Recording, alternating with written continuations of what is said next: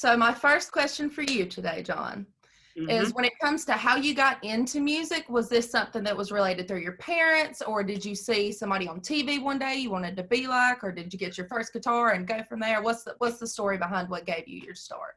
It was a combination of the second two things. I always was into music before I played an instrument, like heavily. I used to just air guitar or just dance. Me and my friends would dance to music for our parents and stuff. We'd put on these little shows where really we were just flopping around our porch and charging our neighbors like a penny to come see it. It was really funny. Oh my gosh, that is adorable. Yeah, and then it was air guitaring. I don't know what drew me to the guitar, and drums too. I used to set up pots and pans in my bedroom and hit them like in the shape of a drum set. You can play drums too, can't you? I'm like, okay, yeah, I'm good enough to do, yeah, I don't know. It's hard to say that I'm good publicly because Corey's so amazing that I would never want to. It's hard to put you two on a scale with that. Yeah, no, I'll never be like Corey drummer. But yeah, I mean, I've done quite a few of the demos that we, in the beginning, where it would have me playing all the instruments and stuff, it's pretty funny. Maybe that'll be something funny to release one day, but just to rotate around everybody, just switch instruments. Well, Mark can play guitar pretty well, and Justin can play guitar really well too. So the other day, Corey wasn't around. We were working on a piece, and Mark was on guitar, I was on drums, and the only bass was right-handed, and so Justin was playing right-handed bass. So I bet that was hot. Yeah, right there. It actually sounded kind of decent. It was pretty good. But yeah, so the start was for sure air guitaring to music, and then no one in my family played an instrument.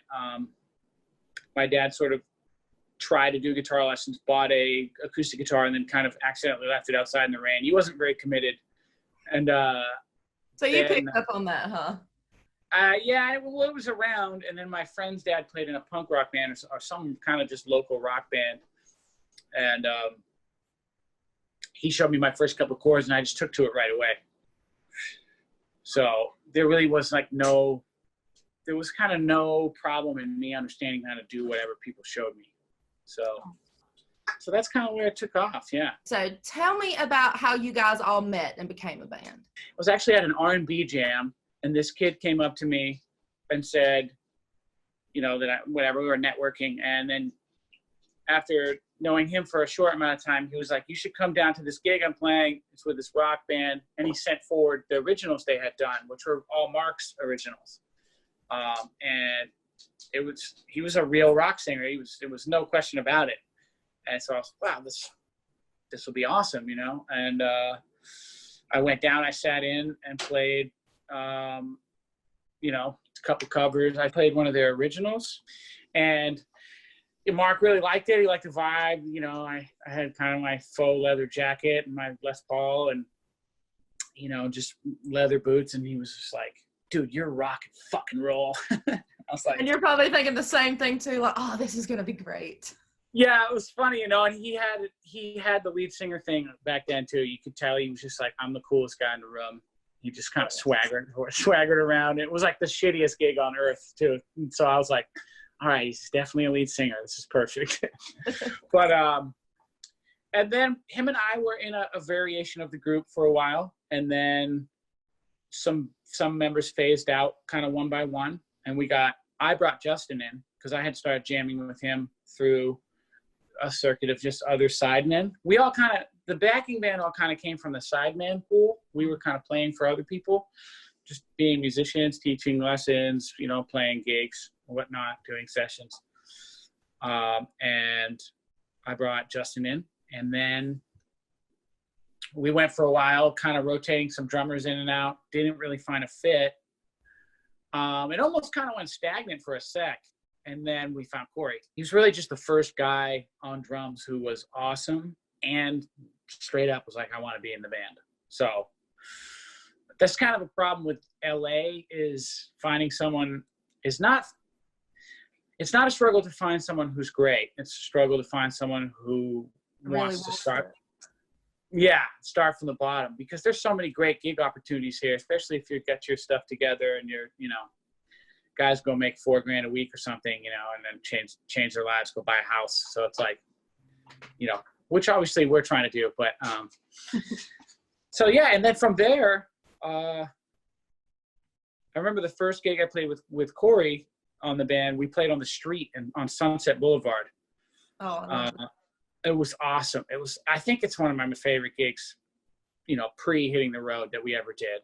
I think it is. It's my favorite gig we ever did.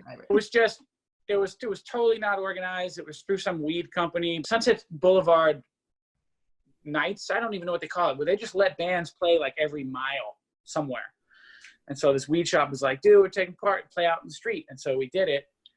And Corey showed up, knew the tunes pretty much, the originals as well. And we just played on the street like amps to 10, and people just flocked and watched, and it was the greatest. I think people have a thing for flocking to you guys. For one thing, I saw y'all at Exit 111, and I'm waiting in the crowd, like trying to get up there, like before the last act was over with. And I got up there to the barricade, and I was like, well, damn. I was like, I ran up here, and there isn't that many people up there. Next thing I know, I turned around, and you could just see people just coming towards you guys. And I was wearing one of your shirts that day. And I mean, I even had this group of people stop me, and they were like, where did you get that shirt? I'm like, I don't know, I think I got it off the website. They were like, those dudes rock. And I just remember turning around, and it was just, everybody was just coming towards that sound. That's how we remember it as well. I remember it just filled up, and that was such a fun set. And I was pretty nervous about it, because it was a heavier lineup. Mm-hmm. There's a couple of shows we did that festivals that were heavy lineups, metal and hardcore and dark, and I was like, where are we gonna go over well, and both times we went over just like that. Yeah. Exit 111 was one, and the other one was heavy Montreal, and we played on Slayer Day. And God, like, and that's what all those metalheads, it's fucking Slayer all day. Yeah, dude. And they were like just rocking so hard to us. And it was just some of my favorite crowds, those two shows, for sure. And I remember Exit 111, Justin took a joint from. I have a video of that. God, it was that was the funniest shit. I swear it was.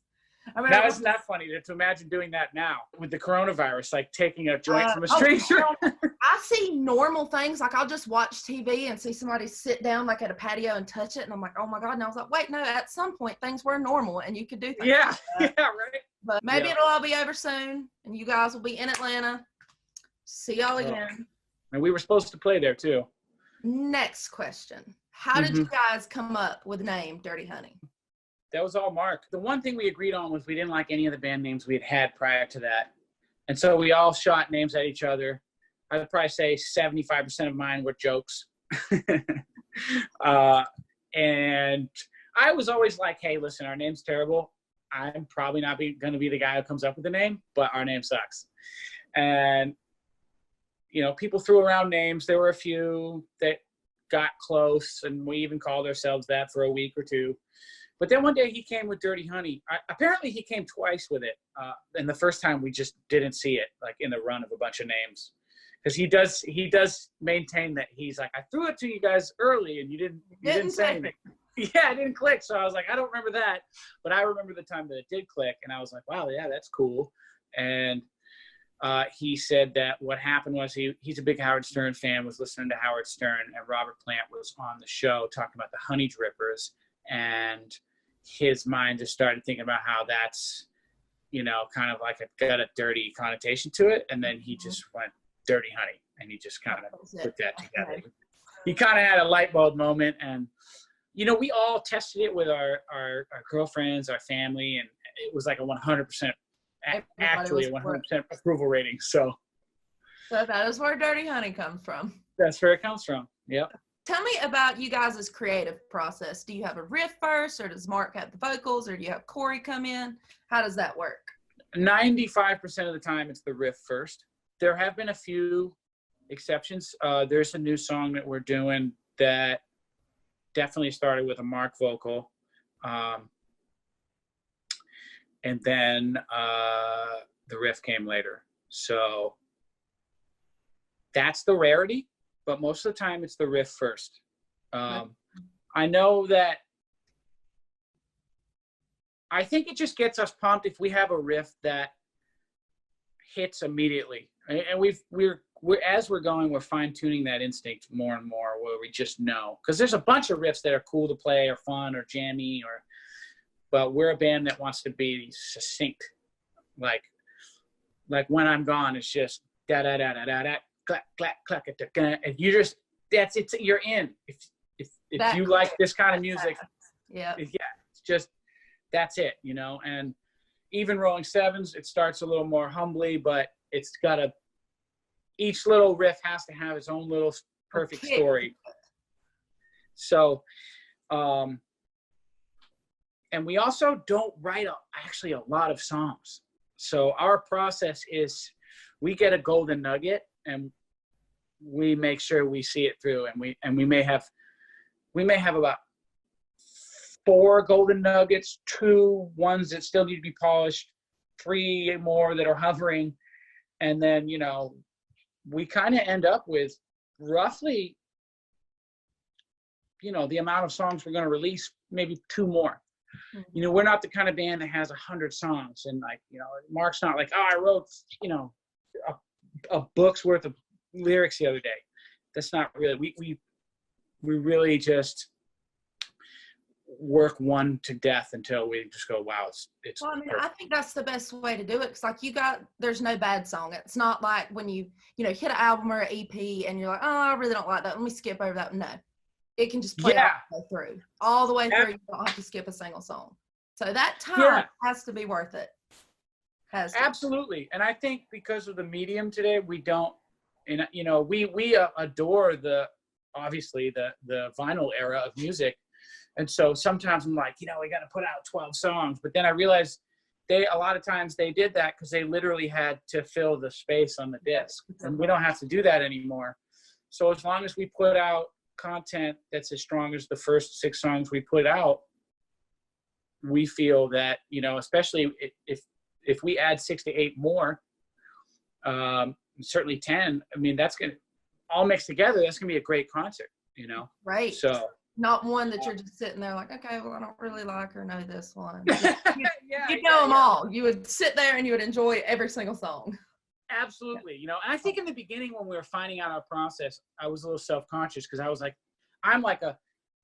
that's where Mark and I sort of had to learn each other for a while, because, you know, I had to learn him too, which was like, I was like, why are you still harping on that old idea? Like, look, I got this new one, you know, and I'm always like, let's go. Like, let's throw a bunch of spaghetti at the wall was my thing. And he was like, no, I think it was too much.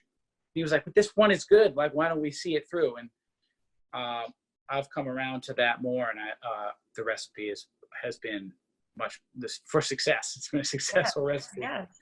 How long have you guys been a band? It hasn't been, or like, say, since your EP came out, how long's that been? Well, the EP is, what month is it now? Now it's all just Corona month. So it's all just Corona. May. Yes, it's May. Yeah. The EP came out about a year and 2 months. I think it came out March 2019. And Dirty Honey had been a band for about a year and change. So that's how you know you did it right, just that fast, and you guys have grown so much. Absolutely. It's just when we got Corey, there was only a few months, maybe 3 or 4 months, where things didn't happen. You know, we just played gigs and it was going as it kind of had gone, but we had Corey, and then it really all just started one day. Mark got the bug again. He's like, we should record, you know, like really record. We're always messing around in my sort of toy studio, I call it. But we're like, let's find a real studio. And Corey's like loading his drums in at this crappy gig we're playing. And he's just like, kind of overhearing us because he's still kind of like the new guy and he's not really part of the plan. Oh, what are they talking about over there? Yeah. Not that he wasn't accepted, but just, he's shot, he's a nice guy. And so he was like, well, you guys want to record? And we're like, yeah. He's like, well, we can. My buddy is an engineer at this place called NRG, and he's allowed to, take in customers on the off hours. Now, NRG is like a Capitol Studios, but it's a Class A studio. I mean, it's okay. Like, what's that band? Like Linkin Park, all their hit records will record there. Like you go in there, it's like No Doubt on the wall, like Stained, a lot of rock radio, massive stuff on the wall there. This is a serious place. It was a serious place, and we were getting it for like, for just this kid's like engineering rate, because he just wants to practice. That's a lot of times what big studios do. They'll let their engineers use the off time. The only sort of drag of it is like you're not actually booked there. So if somebody came in, you could just be sort of kicked out. But so you kind of go in, you just try to get it done. There's like this hustle about it. But once that happened, then it's just like the next thing and the next thing and the next thing. And then within 6 months, we were talking with our now manager. So it just started to roll. It's like we did that demo. Then we did a live video, which was Mark's idea. And then we did, and then we started talking to managers. It was pretty great. It's I mean, we don't even have to talk about how you guys kind of made history on the Billboard charts. We don't. God, that was so crazy. We don't have to talk about that. Let me make sure I say this correctly. First unsigned rock band to hit #1 on the rock charts. Is that right? Yep. Ever. Yep. Ever. History. Ever. God, do you ever just have to sit back and kind of just, my God, like we actually did that. Yeah, sometimes. But more in the way of just I forget that that's like a big deal. Just because we're very like, we keep our head, our nose to the grindstone, our heads down, and like, and everything starts happening so fast. And our manager is very like, our team's very like, what's next oriented. There's not a lot around patting ourselves on the back all the time. So yeah, there'll be moments where I'm like, wait, that is it. It doesn't stop. Like, oh, I did that. It was like, you. A riff I wrote on a couch, like not really thinking it would do anything one day. So like, and then here pretty you unbelievable. So I know you guys were supposed to be set to record more. Is it more to the EP or another album? But I guess because of all of this, that's probably been pushed back or just set to a later date. We're working on the material now that we have more time. We've just decided, well, let's just, if it was going to be an EP, maybe it'll be an album. I don't know, but now it's just, let's just get as much great material as we can. And as soon as there's a window, because now that our schedule is cleared, unfortunately, as soon as there's a window to record and get with our producer, we're going to go do that. So we're really kind of just waiting on the health and safety of the public to make that move. This is a good thing and a bad thing at the same time. Like, it's good because you can sit here and you can perfect and you can make sure you have things exactly how you want them. But then it's like, I know you guys have to be so eager to go out and do shows and get it all produced. And I mean, yeah, you pretty much just nailed it. That's all the feelings. It's like so much all at once and all up in the air. When will it be over? Does anybody really even know the answer to that question? They really, anyone who's saying they have the answer to that is selling you something, probably. Well, I read some link that was saying that some expert believes that concerts may not return until October of 2021. I don't know who this expert is, but I pray to God that man is not right. I don't know what everybody's going to do. I know. Who knows? Hey, I like the Zeppelin 4 in the shelf. That's cool. Oh, hell yeah. House of the Holy is probably my favorite, though. Yes. Absolutely. But is there a bad Zeppelin album? There is not. There really isn't. I think when I was a young kid, because they were one of my first influences. Once I got into guitar, my mom had Zeppelin 2 in the record collection. That's kind of when I started paying attention to what the records even were. Like, they were just a thing on a shelf, and there's classic rock, and Zeppelin. I was like, what is that? And Mom pulled that out. But I think at that time I became obsessed. And the only two, when I was a kid, I used to think like Presence and Into the Outdoor. I just kind of skipped them. But now I think those are pretty awesome albums as well. Oh, yeah. I bet your mom looks back and is like, thank God that I had those albums on that shelf. Yeah. What'd you say is the toughest part about being in a band? 23 hours in between playing. That is a really good answer. Okay, you have my favorite answer for that so far. Yeah. I'll just leave it at that. Everything that is entailed in making yourself get to that, that's the toughest part for sure. You could collab with anybody, dead or alive. Who would it be? John Bonham. Good one. Good one. Can't go wrong, can you? Can't go wrong there. Nothing Zeppelin you can go wrong with, but a favorite tour memory. Okay, so I think I'll just give you a bunch. One of my favorite memories, one of my favorite shows is we played Lubbock, Texas, and the mood with the band was, why did we book this town? It's out of the way. We could have just skipped it. There's no radio here. It's teeny. Kind of being like a little bit tired and cranky about it, And I think it was like a 400 cap room and maybe 150 people came, and they were so insanely psyched. It was one of the most feverish group of people we ever played for. I mean, they were like touching our legs, like grabbing Justin's hair, screaming. There was like a whole crew of friends who found out about us on Spotify at the nearby college, which I believe is Texas Tech there. And I might be speaking out of turn, but there's a massive, one of the big Texas schools is right there. And they all came, and it was that was one of the best. Certainly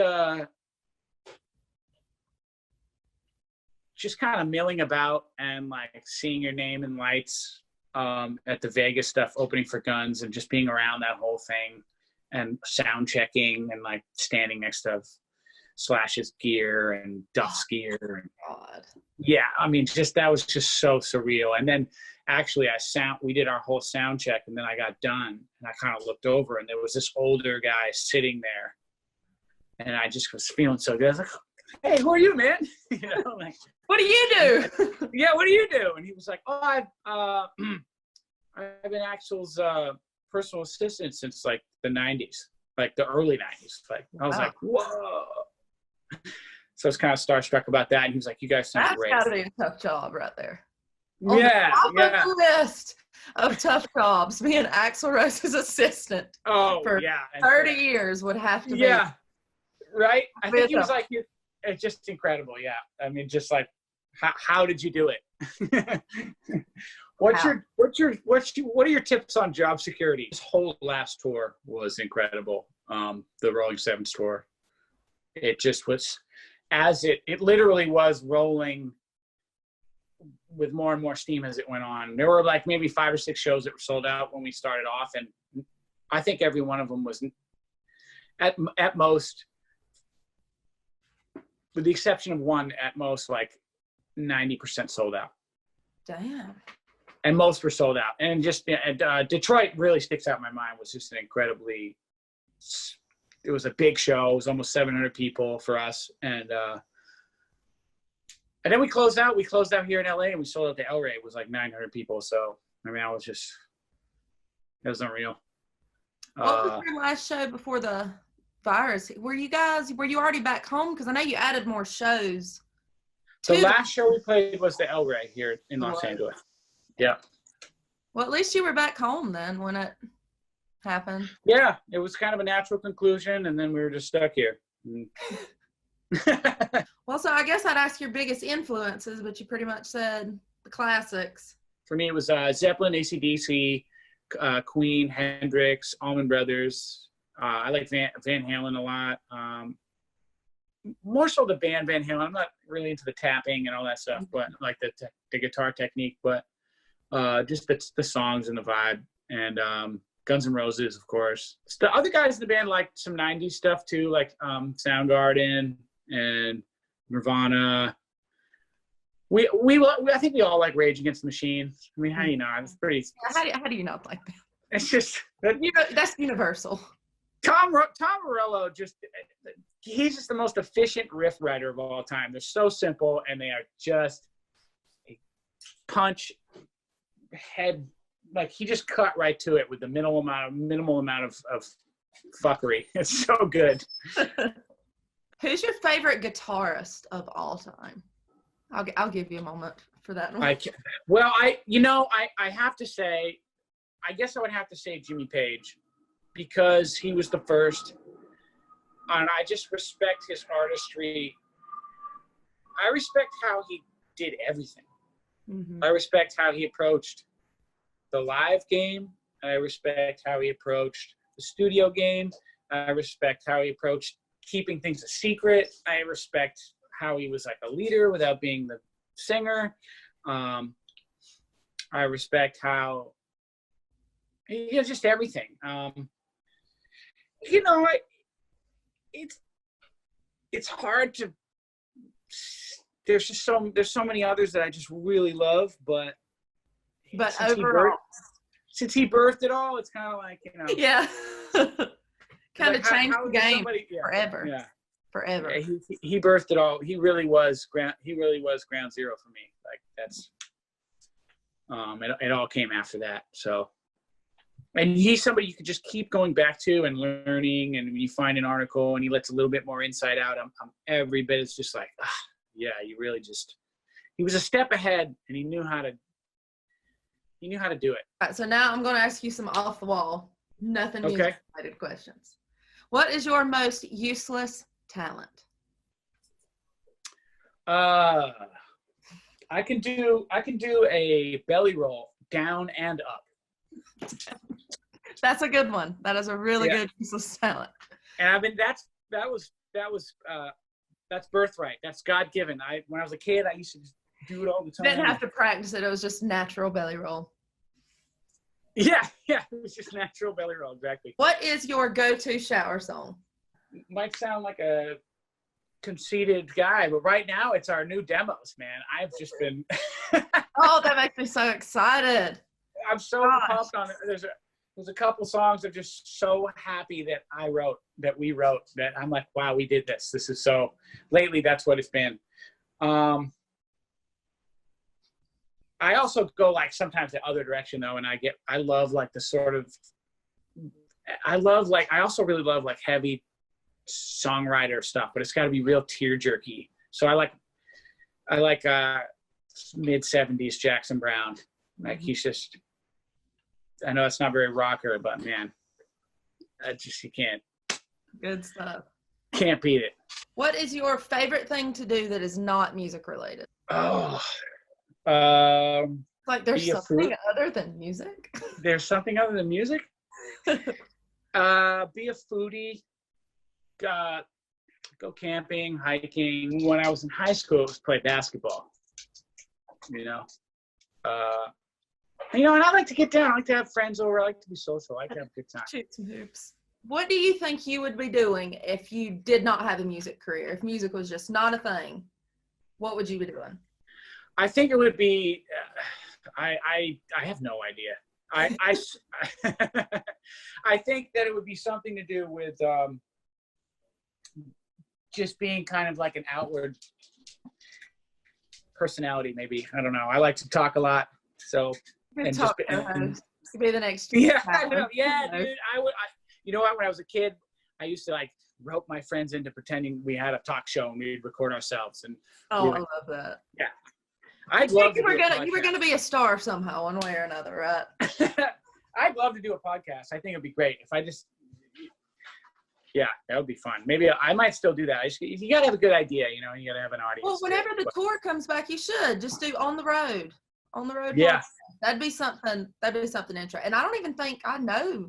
I'm sure there are some, but that'd be something worth listening to. I think it'd be cool. Yeah. What is the best advice you've ever been given? So somebody could take this with them that's wanting to achieve the success that you have so fast. What would you say? The first thing that jumped to my mind was an older fella said to me once, follow your heart, but use your brain a little bit. Just a little bit. Yeah. Just a little bit. And I thought, that's kind of generic, but as far as I get this question a lot from kids who come to the show, or parents, and even adults. Not so much adults because they're already maybe set in what they're doing with their life, but kids who want to make it or do what we're doing. Man, I even said this to my rep at Jim Dunlop too. We were talking about it, and I was like, I just tell kids, and I tell their parents straight to their face, I'm like, at your age, just whatever you're doing, be as dope as you possibly can. That's your only goal right now. You don't have rent, you don't have bills, you don't have a girlfriend or whatever. You don't, just focus on being as dope as you can, and your barometer for that is comparing yourself to your heroes. Start now. That's it. Because when you hit 20, if you're amazing, you won't have to like strategize too hard about opportunities. They'll come. No, because you'd be ahead of the game. It's just it's a heck of a lot to try to do what we're doing, but on some level, it's that simple. Yeah. Well, hey, when you're good, you're good. That's it. And people know it. If you really put in the work, people will know, so. And I think, I don't look at us as I'm such a guitar nerd. I know so many guitar players, and I'm aware of so many guitar players. I don't think of myself as like, I'm always like, oh, I wish I was good as that guy or this guy, But I think as a band, I feel like that's really my crowning achievement. I don't feel like a clinician guitar player, like, hey, put on the camera and I'll slowly dissect my licks. For us, it's more about the sound and the writing and the feeling and what we did together. And I've always wanted to be a part of something like that. So and here you are. Here we are. No, I was only supposed to be on here 25 minutes. I think I've talked to you past. Well, we just had a good time. Just having a good time. Thanks for having me, and thanks for doing this. See you guys soon. Fuck this virus. Me too. Yeah. Fuck this virus. Bye.